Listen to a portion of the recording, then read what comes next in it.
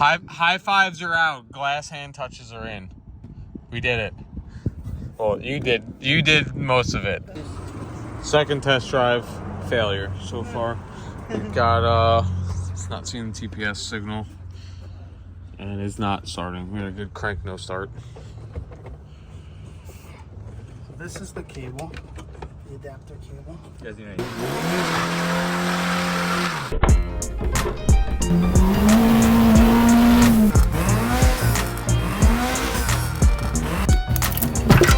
Who's there? Connecting rod. That's good. You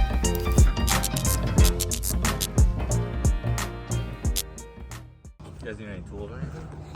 I don't think there's, I don't know what we can do. Yeah. Short of just running well, back to my house and get the throttle pedal out of my truck, and we could. Why would the gas pedal suddenly not work? The only reason we had to use your gas pedal in the first place was because we couldn't plug this one in directly. Yeah. Theoretically with this, if you're cranking, you should be able to see cranking RPM, right? Like, and then it should populate the sensors. So you might be able to, like, while you're cranking, see. I don't even know if you can on this thing, can see that versus that. Yo, shout out to these guys. Just happened to break down. This is a little shop. You said you're good friends with Matt's brother, right? Younger brother? So I grew up with them. Awesome. I remember being in Matt's bedroom when the Wii first came out, and he was the only one that had it. That's how long I've known them for. Now, that was Wow, look at this unit. Holy shit. Oh, this guy's Oh my god. when the key on, we could data log, right? Yeah, you can with the engine off. without the engine, yeah. So then I'm wondering if you have. But yeah, I mean, can we have broken down in a better place? Yeah, it's pretty perfect. Especially, I literally just got here like 2 minutes before you guys showed up. I'm probably gonna yank Matt's throttle body off his truck and gas pedal. We don't know. I'm not really sure we're gonna I keep. don't think it's an issue. I don't think so either. I don't I think. think it's literally the Holly software. I ran into that a bunch when I was starting mine up. But again, I'm not running a drive-by-wire. I'm running a. The But I still cable. have to do the TPS auto set for it. You know, it's like tuning the IAC and everything. So. Let's just put the 305 back in it. Yeah. This software came out when Windows XP came out, and they never recompiled it. Okay. Like, So it's pretty much across the board. Matt just basically Every single deleted the tune and Yeah, I just put the old tune from before today. is that It's all why it gonna probably run. wasn't learning? It could have been a lot of problems caused by that. Okay. Make sure this starts up. It's gonna just run like shit because it doesn't have all the corrections I just made.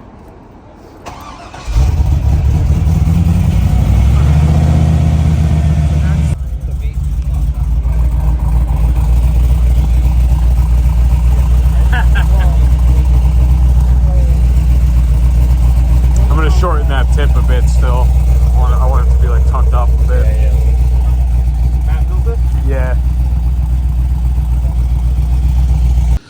All right, so I'd say big success. Little hiccup at the gas station there, which ended up being basically the tune was corrupted. Yeah. What do you got there?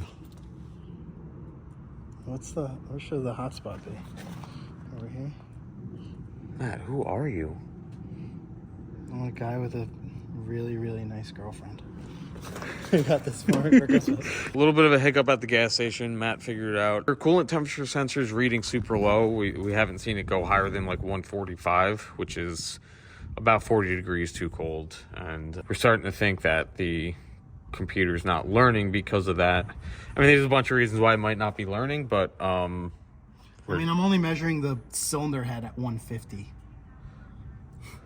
You know. Spare you guys from the boring, uneventful tail chase that Matt and I went on for a few days after this. We could not figure out why the van was running cold. We confirmed with the thermal gun that it was indeed running cold. Heads weren't getting over 150, 160. Radiator wasn't breaking 150. The exhaust manifolds were cold. We weren't seeing any hot spots anywhere on the motor. I threw a second brand new thermostat at it, double and triple checked that we had all the air out of the system, though that didn't really make sense. We still took a crack at it. If you have air bubbles in your cooling system, you're typically going to have hot spots and overheat altogether. We had hooked up the heater core to mimic exactly how the stock 305 had it set up. Turns out that was basically bypassing the thermostat altogether and acting like the thermostat was stuck open. So once we had figured that out, got the van running up to proper temperature, temperature so the ECU could finally start tuning itself. It was shortly after that that we confirmed that it also had a misfire like I suspected from the get-go. The van felt great. It was definitely more power than stock, and the transmission was shifting great. All things felt awesome, but it still felt super low on power.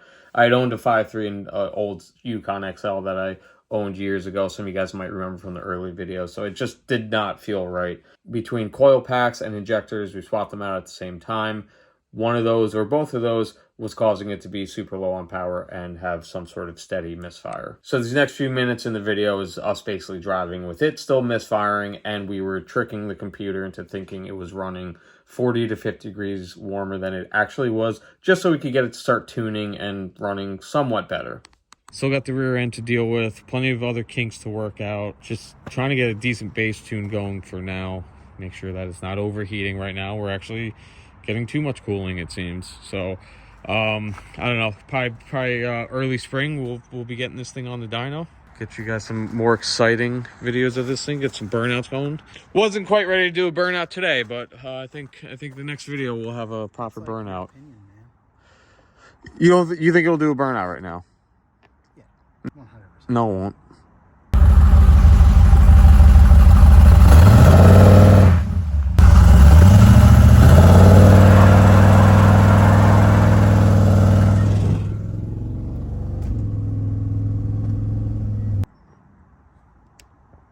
I tried before, it wouldn't. Oh, you did try before? Yeah, a little bit. I foot braked it and it was just like, It's going into gear better. It's going into gear at all. Which is a good thing. You feel it?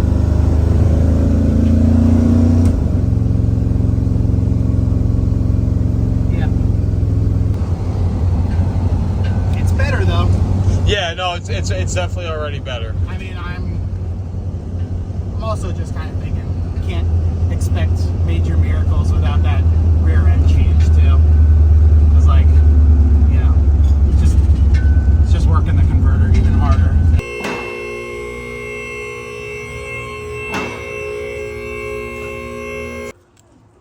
So I was like, I'm gonna take it out. So they buy us how to go for work, and they sent out a survey to. All in all, not too bad. A little sludgy, but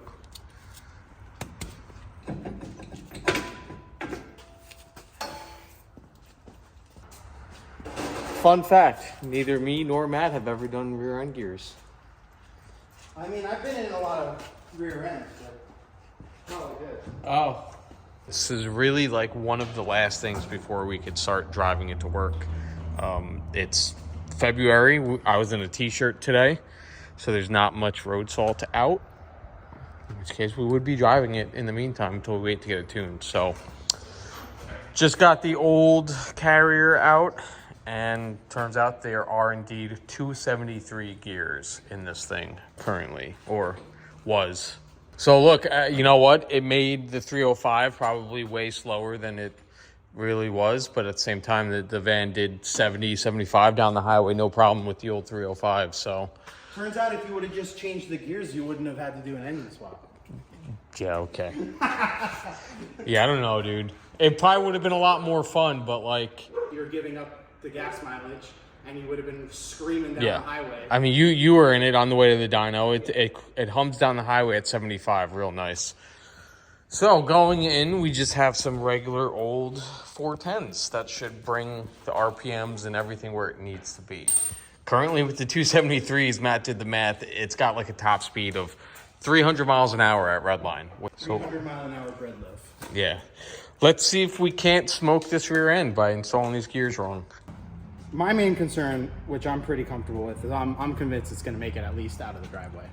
So once it's the tail light. And that's Matt's warranty. Anybody wondering what the stipulations are with Matt? Once it makes it out of the driveway, that's it. So the motor's out of warranty, transmission's out of warranty, exhaust is out of warranty already. Not the best deal on the block, but it is the cheapest. Couple hiccups, few learning experiences, but we think we're money. We're gonna throw some paint on these gear teeth and see how the footprint looks. it seems we're actually gonna maybe drive this today. Happy trees. Does it have sufficient beans? Matt thinks it could do a burnout. I think we might be able to do a burnout now. One wheel though it may be. Yeah.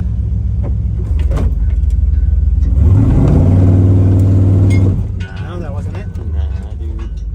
No burnout for B-Shogs yet. Maybe with tuning, and I think it's still misfiring, honestly.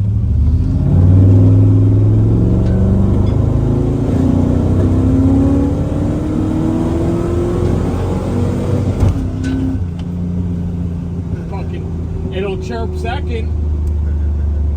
I would say great success. The swap is officially done.